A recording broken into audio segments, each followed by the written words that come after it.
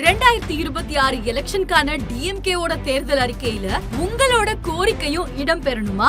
நீங்க சொல்ற ஒரு விஷயம் ஒரு திட்டமா உருவாக கூட வாய்ப்பு இருக்கு. முதன்முறையா ஏஐ தொழில்நுட்பத்தை தேர்தல் அறிக்கையை உருவாக்குறதுக்கு பயன்படுத்தின கட்சி டிஎம்கே தான். இப்போ உங்க கோரிக்கைய எப்படி டிஎம்கேவோட தேர்தல் அறிக்கையில சேர்க்கலாம்னு பார்க்கலாம். அதுக்கு முதல்ல உங்க பிரவுசரை ஓபன் பண்ணி tnmanifesto.ai அப்படின்னு டைப் பண்ணி சர்ச் கொடுத்தீங்கன்னா உங்களுக்கு ஒரு பேஜ் ஓபன் ஆகும். அந்த பேஜ்ல உங்க மொழியை தேர்ந்தெடுக்க ஆப்ஷன்ஸ் இருக்கும். தமிழ் வேணும்னா தமிழ், இல்லனா இங்கிலீஷ். நாம இப்போ தமிழ்ல தான் பண்ண போறோம். தமிழ்ல செலக்ட் பண்ணி உள்ள போனீங்கன்னா உங்களோட போன் நம்பரை என்ட்ரி பண்ண சொல்லும். போன் நம்பரை என்ட்ரி பண்ணதும் உங்களோட மொபைலுக்கு ஒரு ஓடிபி வரும். அந்த ஓடிபியை இங்க டைப் பண்ணிட்டு தொடரவும் அப்படின்னு கிளிக் பண்ணீங்கன்னா அது வெப்சைட் குள்ள போகும். சோ இங்க தான் உங்களோட கோரிக்கைய கருத்தை நீங்க இங்க பதிவு பண்ண போறீங்க. 3 விதமா உங்க கருத்துக்களை பதிவிடலாம். என்னால டைப் எல்லாம் பண்ண முடியாதுன்னு நினைச்சீங்கன்னா ஜஸ்ட் நீங்க நினைக்கிறத பேசினாலே போதும். அத ஒரு கோரிக்கையா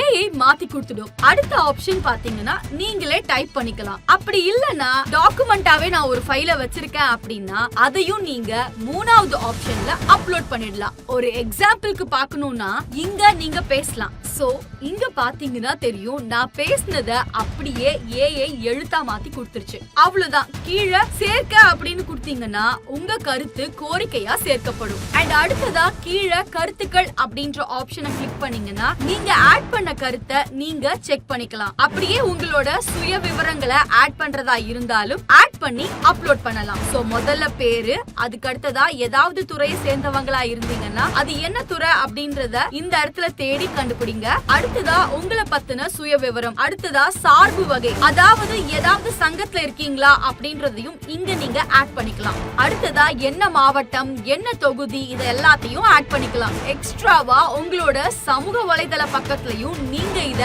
ஆட் பண்ணி சேவ் பண்ணிக்கலாம். இதுல இன்னொரு விஷயம் இருக்கு. நீங்க பதிவு பண்ண கருத்தை உங்களோட சோஷியல் மீடியா பேஜ்லயும் நீங்க போஸ்ட் போட்டுக்கலாம். அது எப்படின்னா முதல்ல நீங்க கருத்தை பதிவிட்டீங்கல்ல, அங்க வந்தீங்கன்னா அதுக்கு கீழே கருத்துக்கள் அப்படின்ற ஆப்ஷனுக்கு வந்தீங்கன்னா அங்க இருக்க சோஷியல் மீடியால எதுல நீங்க போஸ்ட் பண்ணணும்னு நினைக்கிறீங்களோ அங்க நீங்க போஸ்ட் பண்ணிக்கலாம். ஒருவேளை உங்க கருத்து திட்டமா மாறுச்சு அப்படின்னா அது உங்களோட கருத்து, உங்களோட கோரிக்கை அப்படின்றதுக்கு இந்த போஸ்ட் ப்ரூஃபா அமையும். சோ அவ்வளவுதான் மக்களே. இப்பவே tnmanifesto.ai பேஜ் போய் உங்களோட கருத்தை பதிவிடுங்க. நாளைக்கு தமிழ்நாட்டோட தலையெழுத்த மாத்த போற ஒரு திட்டத்தோட உதயமா உங்க கருத்தும் இருக்கலாம்.